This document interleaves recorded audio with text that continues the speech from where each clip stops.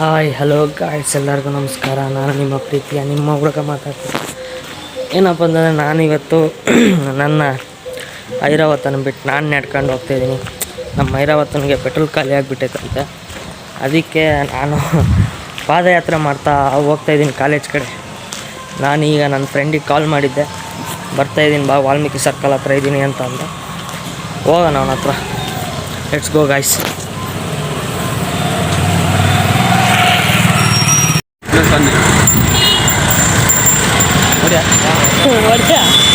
ನೋಡಿ ಲಾಗಲ್ಲಿ ಆಮೇಲೆ ನೋಡಿ ಹೋಗ ನಕ್ತಿ ಅಲ್ಲ ಫ್ರೆಂಡ್ ವಿಡಿಯೋ ಮಾಡ್ಕೊಳ. ಇವಾಗ ಯೂನ್ ಲವರ್ ಬಾಯ ಇಲ್ಲ ಯೂನ್ ಲವರ್ ಬಾಯ ಕಂಡಿಡಿದು ಕಮೆಂಟ್ ಹಾಕ್ಬೇಕೀಗ.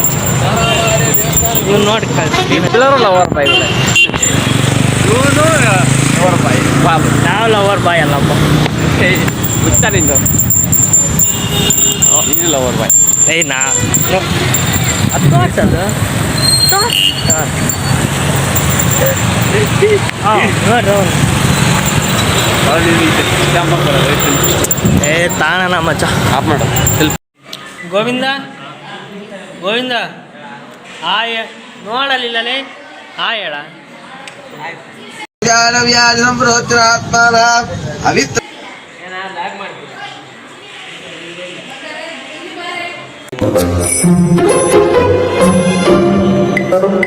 ಈ ತರ ಹಿಂಸೆ ಕೊಟ್ರೆ ಜನಗಳಿಗೆ ಯಾರು ಬದುಕ್ತಾರಕ್ಕ? ಹಾಯ್ ಹಲೋ ಗಾಯ್ಸ್, ಎಲ್ಲರಿಗೂ ನಮಸ್ಕಾರ. ಏನಪ್ಪ ಅಂದರೆ ನಾನು ಕಾಲೇಜ್ ಮುಗಿಸ್ಕೊಂಡು ಟೀ ಕೊಡ್ತಾರೆ. ನನ್ನ ಫ್ರೆಂಡಿಗೆ ಫೋನ್ ಮಾಡಿದೆ, ಎಲ್ಲಿದ್ದೀರಾ ಅಂತಂದರೆ ಇಲ್ಲೇ ವಾಲ್ಮೀಕಿ ಸರ್ಕಲ್ ಹತ್ರ ಇದ್ದೀನಿ ಬರ್ರ ಅಂತಂದರೆ. ನಾನು ಅದಕ್ಕಿಲ್ಲ ವಾಲ್ಮೀಕಿ ಸರ್ಕಲ್ ಹತ್ರ ಪಿಕ್ ಮಾಡ್ಕೊಂಡು ನಮ್ಮ ಅಣ್ಣ ಕಾಲ್ ಮಾಡ್ದೆ, ನಗರಸಭೆ ತಾಗ ಹೋಗ್ಬೇಕಂತೆ. ಪಿಕ್ ಮಾಡ್ಕೊಂಡು ಹೋಗೋಣ ಬರ್ರ ಮಾಡ್ದ ಬರ್ರ ಹತ್ಕೊಂಡು ಹೋಗೋಣ.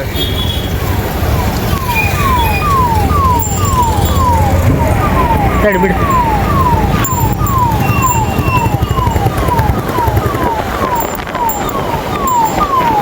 ಎಲ್ಲ ಪೌರ ಕಾರ್ಮಿಕರಿಗೂ ದಿನಾಚರಣೆಯ ಶುಭಾಶಯಗಳು. ಏನು ಅಂದರೆ ನಗರಸಭೆಯಲ್ಲಿ ಪೌರ ಕಾರ್ಮಿಕರಿಗೋಸ್ಕರ ಒಂದು ಫಂಕ್ಷನ್ನ ಅರೇಂಜ್ ಮಾಡಿದ್ದಾರೆ. ಫಂಕ್ಷನಿಗೆ ಹೋಗ್ಬೇಕು ಇವಾಗ. ನಮ್ಮ ಅಣ್ಣ ಕಾಲ್ ಮಾಡಿದ್ದ, ಬಾ ಫಂಕ್ಷನ್ ಐತೆ ಅಂತ. ಹೋಗೋಣ ಬನ್ನಿ.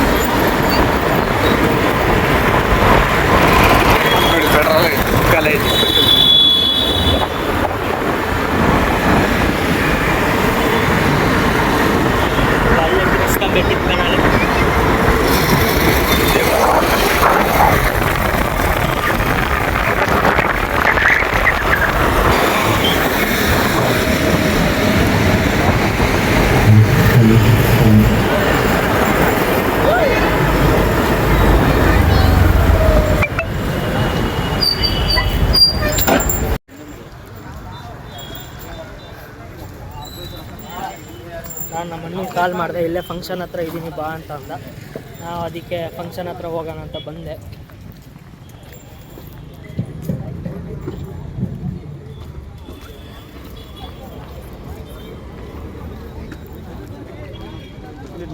ಎಲ್ಲ ದೊಡ್ಡ ದೊಡ್ಡವ್ರು ಇಲ್ಲೇ ಇದ್ದಾರೆ.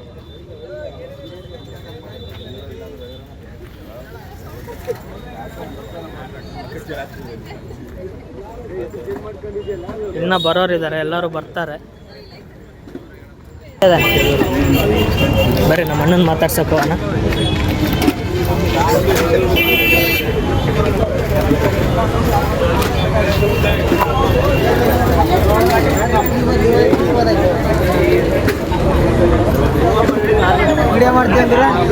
ಹೋಗೋಣ. ಲಾಗ್ ಲಾಗ್ ಲಾಗ್ ನನ್ನ ತಮ್ಮ ಇವನು. ಹಾಯ್ ಮಾಡ.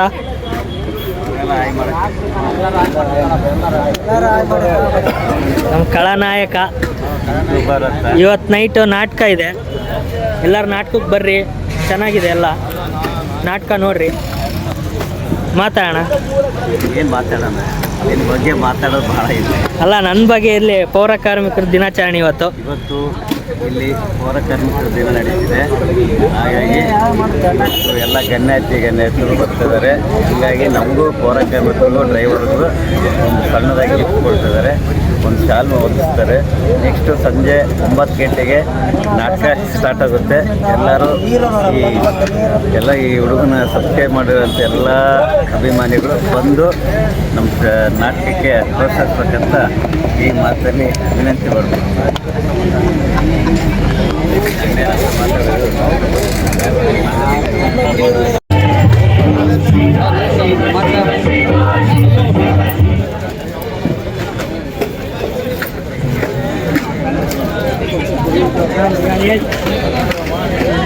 ನಗರಸಭೆ ಅಧ್ಯಕ್ಷ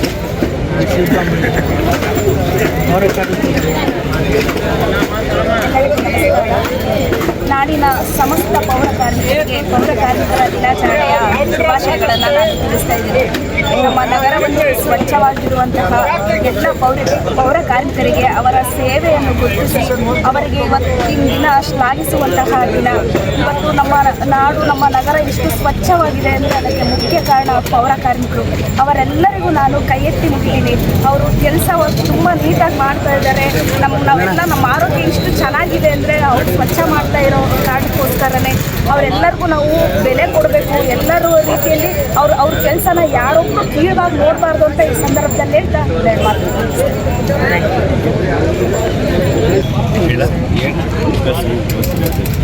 ಎಲ್ಲರೂ ಶುಭಾಶಯಗಳು. ಈ ದಿನ ಮುಖ್ಯವಾಗಿ ಕರ್ನಾಟಕ ರಾಜ್ಯ ಸರ್ಕಾರದ ಆದೇಶದಂತೆ ರಾಜ್ಯದ ಎಲ್ಲ ಪೌರ ಕಾರ್ಮಿಕರಿಗೆ ಶುಭಾಶಯ ಕೊಡ್ತೀನಿ. ಪೌರ ಕಾರ್ಮಿಕ ದಿನಾಚರಣೆ ಅಂಗವಾಗಿ ಈ ಒಂದು ಕಾರ್ಯಕ್ರಮದಲ್ಲಿ ಸಾಕಷ್ಟು ಸರ್ಕಾರದಿಂದ ನಮ್ಮ ಕಾರ್ಮಿಕರಿಗೆ ಎಲ್ಲ ಸೌಲಭ್ಯ ಸಿಗ್ತಿದೆ. ಮುಂದೆ ಅವ್ರ ಮಕ್ಕಳಿಗೂ ವಿದ್ಯಾಭ್ಯಾಸ ಅನುಕೂಲ ಆಗ್ತಿದೆ. ಪ್ರತಿಯೊಂದಕ್ಕೂ ಸಹಕಾರ ನೀಡ್ತಿರೋ ಸರ್ಕಾರಕ್ಕೆ ಈ ಒಂದು ಜಯಂತಿ ಪರವಾಗಿ ಎಲ್ಲ ನಾಡಿನ ಸಮಸ್ತ ಪೌರ ಕಾರ್ಮಿಕ ಸೇನಾನಿಗಳಿಗೆ ಚಳ್ಳಕೆರೆ ಶಾಖೆ ವತಿಯಿಂದ ತುಂಬ ಹೃದಯ ಧನ್ಯವಾದಗಳು.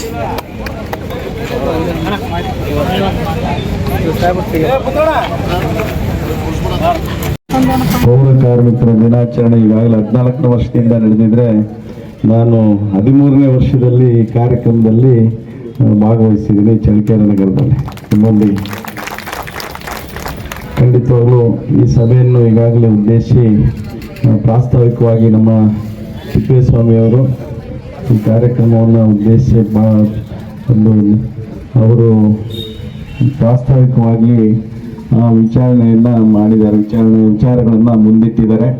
ಏನು ಅವರು ಮೊದಲನೇದಾಗಿ ಸುಮಾರು 80-90 ವರ್ಷದ ಇತಿಹಾಸವನ್ನು ಹೇಳೋದ್ರ ಮುಖಾಂತರ ಪ್ರಸ್ತುತವಾಗಿ ಈಗಿನ ಒಂದು ಸಂದರ್ಭದಲ್ಲಿ ಯಾವ ರೀತಿಯಾಗಿ ಪೌರ ಸೇವಾ ನೌಕರರ ಒಂದು ಪರಿಸ್ಥಿತಿ ಇದೆ ಅನ್ನೋದನ್ನು ಹೇಳ್ತಾ, ಜೊತೆಗೆ ಅವರು ಆ ಒಂದು ಸಂಘದಲ್ಲಿ ಪೌರ ಸೇವಾ ಕಾರ್ಮಿಕರ ಕಷ್ಟಗಳೇನಿದೆ ಅವರ ಪರವಾಗಿ ಹೋರಾಟ ಮಾಡೋಂಥದ್ದು, ಸರ್ಕಾರಕ್ಕೆ ತಿಳಿಸೋಂಥ ಕೆಲಸದಲ್ಲಿ ಅವರು ನಮ್ಮ ಜಿಲ್ಲೆದ ತಾಲೂಕಿನ ಒಬ್ಬ ಅಧ್ಯಕ್ಷರಾಗಿ ಕೆಲಸ ಮಾಡ್ತಾ ಇದ್ದಾರೆ. ಅವರು ಕೂಡ ಮಾತನಾಡಿದ್ರು.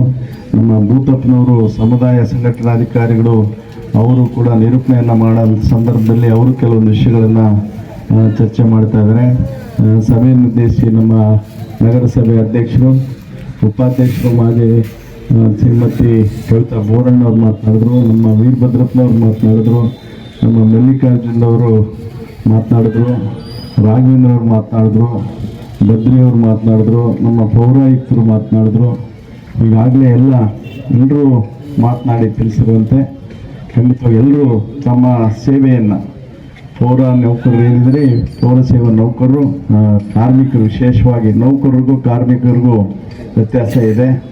ನೌಕರರು ಅವರು ಬೇರೆ ರೀತಿ ಯಾವ ರೀತಿಯಾಗಿ ಸರ್ಕಾರದಲ್ಲಿ ನೌಕರಿ ಮಾಡ್ತಾರೋ ಆ ರೀತಿ ನೌಕರರು ಕೆಲಸ ಮಾಡ್ತಾ ಇದ್ದಾರೆ. ಆದರೆ ಕಾರ್ಮಿಕರು ತಾವೇನಿದ್ದೀರಿ ತಮ್ಮ ಸೇವೆಯನ್ನು ಎಲ್ಲರೂ ಕೂಡ ನಿಮ್ಮ ಸೇವೆಯನ್ನು ಮೆಚ್ಚುತ್ತಾ ನಿಮ್ಮ ಸೇವೆಯನ್ನು ಶ್ಲಾಘನೆ ಮಾಡಿದ್ದಾರೆ.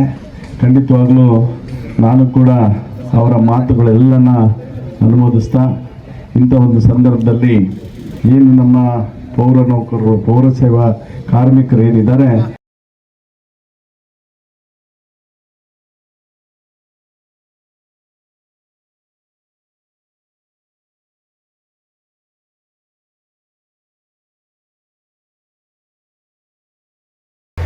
ಹಾಯ್ ಹಲೋ ಎಲ್ಲರಿಗೂ ನಮಸ್ಕಾರ. ನಾನು ನಿಮ್ಮ ಪ್ರೀತಿಯ ನಿಮ್ಮ ಹುಡುಗ ಮಾತಾಡ್ತಿರೋದು.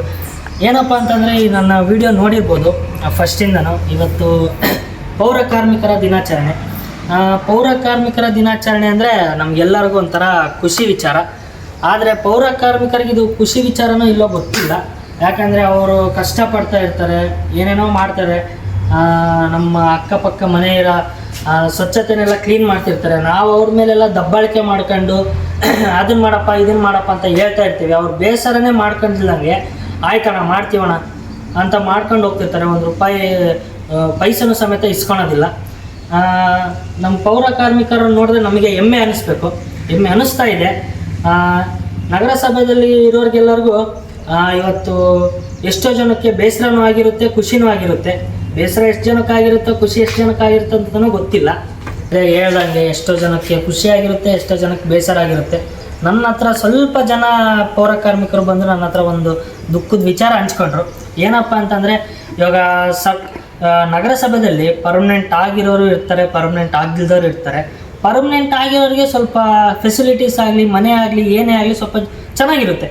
ಆದರೆ ಪರ್ಮನೆಂಟ್ ಆಗದೇ ಇದ್ದವರು, ಹೊರ ಗುತ್ತಿಗೆದಾರರು, ಅವರಿಗೆ ಯಾವ ಸೌಕರ್ಯ ಇರಲ್ಲ, ಏನೂ ಇರೋದಿಲ್ಲ.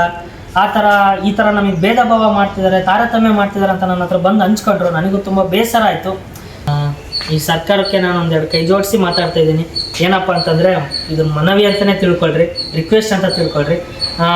ನಗರಸಭೆಯಲ್ಲಿ ಯಾರ್ಯಾರು ಪರ್ಮನೆಂಟ್ ಇದ್ದಾರೆ ಅವ್ರಿಗೆ ಏನೇನು ಸೌಕರ್ಯ ಸಿಗುತ್ತೋ ಪರ್ಮನೆಂಟ್ ಆಗದಿದ್ದವ್ರಿಗೂ ಅದೇ ಥರ ಸೌಕರ್ಯ ಕೊಡ್ರಿ. ಯಾಕಂದರೆ ಪರ್ಮನೆಂಟ್ ಆಗದಿರೋರಿಗೆ ಸ್ಯಾಲ್ರಿ ಬರೋದು ನೋಡಿದ್ರೆ ಅಷ್ಟೋ ಇಷ್ಟೋ ಬರುತ್ತೆ. ಅಷ್ಟೋ ಇಷ್ಟಲ್ಲಿ ಅವರು ಮನೆ ಸಂಸಾರ ನಡೆಸಬೇಕು, ಮಕ್ಕಳಿಗೆ ಸ್ಕೂಲು ಫೀಸು. ನಿಮಗೆಲ್ಲರಿಗೂ ಗೊತ್ತಿರೋ ಹಾಗೆ ಇವಾಗ ಸ್ಕೂಲ್ ಫೀಸ್ಗಳು ಸುಮಾರು ಲಕ್ಷಗಳ ಗಟ್ಟಲೆ ಹೋಗಿದ್ದಾವೆ. ನೀವು ಕೊಡೋ ಸ್ಯಾಲ್ರಿಯಲ್ಲಿ ಅವರು ಮನೆ ನಡೆಸ್ಕೊಂಡು ಮಕ್ಕಳಿಗೆ ಫೀಸು, ಊಟ, ಬಟ್ಟೆ ಎಲ್ಲ ನಡೆಸೋದು ತುಂಬ ಕಷ್ಟ ಆಗುತ್ತೆ. ಹಾಗಾಗಿ ಸರ್ಕಾರಕ್ಕೆ ಏನು ಕೇಳ್ಕೊತಾ ಇದ್ದೀನಿ ಅಂದರೆ ಪರ್ಮನೆಂಟ್ ಆಗಿರೋರಿಗೆ ಏನು ಸೌಕರ್ಯ ಇದು, ಪರ್ಮನೆಂಟ್ ಆಗದಿರೋರ್ಗೆ ಅದೇ ಥರ ಸೌಕರ್ಯ ಕೊಡ್ರಿ. ಇದು ನನ್ನ ಮಾತು ಯಾರಿಗಾನ ಸ್ವಲ್ಪ ಬೇಜಾರಾಗಿದ್ರೂ ಪರವಾಗಿಲ್ಲ, ಬೇಜಾರು ಆಗದಿದ್ರೂ ಸಂತೋಷ, ಆದರೂ ಸಂತೋಷ. ನಾನು 2 ಮಾತಲ್ಲಿ ಏನಾದರೂ ತಪ್ಪಿದರೆ ಹೊಟ್ಟೆಗೆ ಹಾಕೊಳ್ರಿ. ಇಷ್ಟೇ ನಾನು ಕೇಳ್ಕೊತಾ ಇರೋದು ಸರ್ಕಾರಕ್ಕೆ. ಇಲ್ಲಿಗೆ ಮುಗಿಸ್ತಾ ಇದ್ದೀನಿ. ನಾನು ನಿಮ್ಮ ಪ್ರೀತಿಯ ನಿಮ್ಮ ಹುಡುಗ ಬಾಲಾಜಿ.